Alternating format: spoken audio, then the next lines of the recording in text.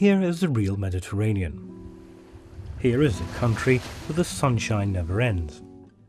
An island where the glorious tones of green are embraced by the blues and turquoises of the Mediterranean, and where the earth guards the secrets of history under the golden brightness of the sun.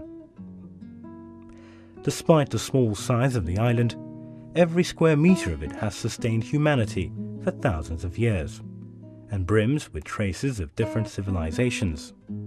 It does not only bear witness to the mysterious history of the Mediterranean, but in northern Cyprus you can delight in the light diffused blue of the sea and the hottest yellow of the sun. Because of all these characteristics, northern Cyprus is a real Mediterranean yet to be discovered by you, a place where time stands still. Most of the historical riches of the island are concentrated in the northern part of Cyprus. Fairy tale castles built on the Caranya mountain range peaking at a height of 177 meters, buildings dedicated to different religions, and untouched coasts all exist together in this geographical splendor enhanced by the gentle sound of the waves. Not only does it have untouched coasts which give shelter to the nesting sea turtles, it owns endemic plants, rare flowers, pine-clad mountains, and orange groves. North Cyprus is a center for history and culture. This small island offers you the real Mediterranean with its vast golden beaches, rich history, and special quality of light, as well as sunshine all the year round, appearing from the monastery of Apostolos Andreas in the far east to the village of Yeşilırmak in the far west. Mythology's most beautiful woman was born in Cyprus into the waves of the Mediterranean Sea. We have no doubt that Aphrodite, the goddess of love, is the most bewitching woman of the mythological world, with her lovers and the legends that she has left behind. You can sense her beauty everywhere as you swim in the sea or as you wander in the landscape. It is magical to have a holiday on the goddess Aphrodite's island. The island of Cyprus is a meeting place of many religions and was also an important point on trade routes of the eastern Mediterranean. Because of its location at the crossroads of eastern and western civilizations where the continents collide, the island has been home to different civilizations at many times throughout the ages. It was ruled by a number of civilizations from different cultures, and its beauty has been preserved through time. All through its long history, the island of Cyprus has carried traces of numerous civilizations. One can see the evidence of the Egyptians, the Ptolemies, the Greeks, the Romans, the Byzantines, the Lusenians, the Venetians, the Ottomans, and the British. The island of Cyprus, which contains the most precious part of our world heritage, continues to share its 10,000-year-old historical past with its fellow humans. Nicosia is the capital city of northern Cyprus, which covers 3,355 square kilometers. Centuries ago, there were only settlements in the area, which were surrounded by walls. However, today, the city has flowed beyond the walls and it is gradually becoming more developed. The Venetian engineer Giulio Savognano built the Nicosia walls, which have a circumference of 3 miles. They have 3 entrance gates and 11 bastions. Savognano's ramparts are commonly viewed as a masterpiece. Today, these gates through the ramparts have lost their function because the roads were opened up on both sides to allow the traffic ease of movement. 2 of the gates are in southern Cyprus and 1, the Caranya Gate, is in the north. The Nicosia city walls surround a unique place on the island of Cyprus, an old city where several civilizations from different periods of history coincide. It is not surprising to see that the remnants of these civilizations in the city. The Great Inn, which is considered the most important Ottoman building, has been restored recently with a sensitivity that reflects Cypriot culture. The inn is a 2-floor building with 68 rooms. Although it was known as a new inn when it was first built, It was also known as Alanyalılar's Inn, as it was a resting place for tradesmen from Alanya in Turkey.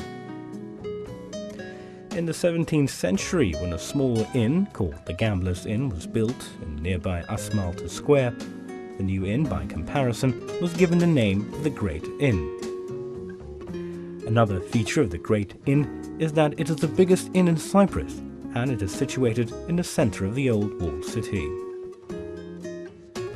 Also in the old city there is another historical treasure.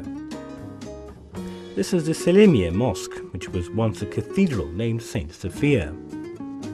The building was converted into a mosque in 1571 when the Ottomans took control of the island. This was where the coronations of the Lyzunian kings were held. It is also the largest mosque from the Ottoman period. The Venetian column, positioned at the centre of the historical Sarayoni Square, is an outstanding column that visitors cannot help seeing. The Venetian column in Cyprus, a symbol of military and political might of the Venetians, testifies to one of the values that Venetians left behind.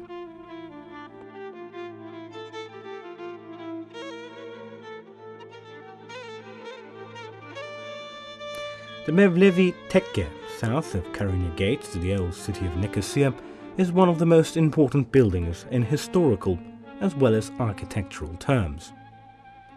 The Mevlevi sect, an offshoot of Islam, encouraged an inclusive approach which embraced humanity without any religious discrimination. This approach ensured its survival on the island for a very long time. It is said that the central tekke of the Mevlevi sect in Cyprus was built on land donated by a woman called Emine Hatun in the beginning of the 17th century. Starting in 1873, there were 36 people living in the tekke. These people included Masnavi Khans, sheikhs and dervishes.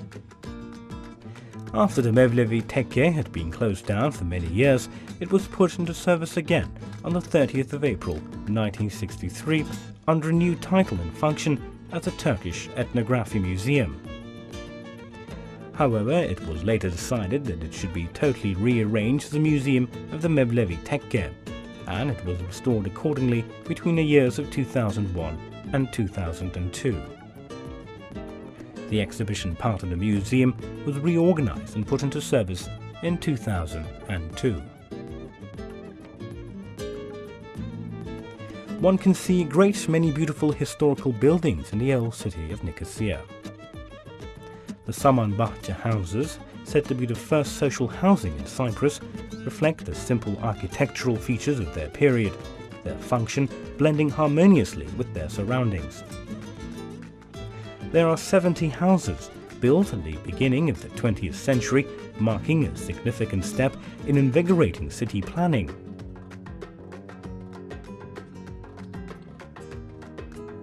The houses of the Arab Ahmed Quarter, close to the Paphos Gate, also show the harmonious design of the old city.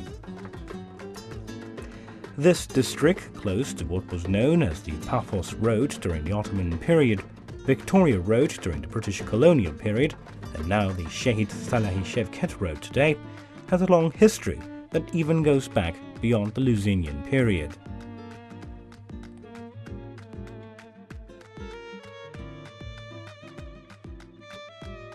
There are places that are a must to visit, which convey a sense, an atmosphere of the historical age they bear witness to. They are the Saçaklı House, the Dervish Pasha Mansion, the Sultan Mahmud II Library, the Banda Bulya, the courthouses, the post offices, the Vakıflar Central Building, and the Great Inn.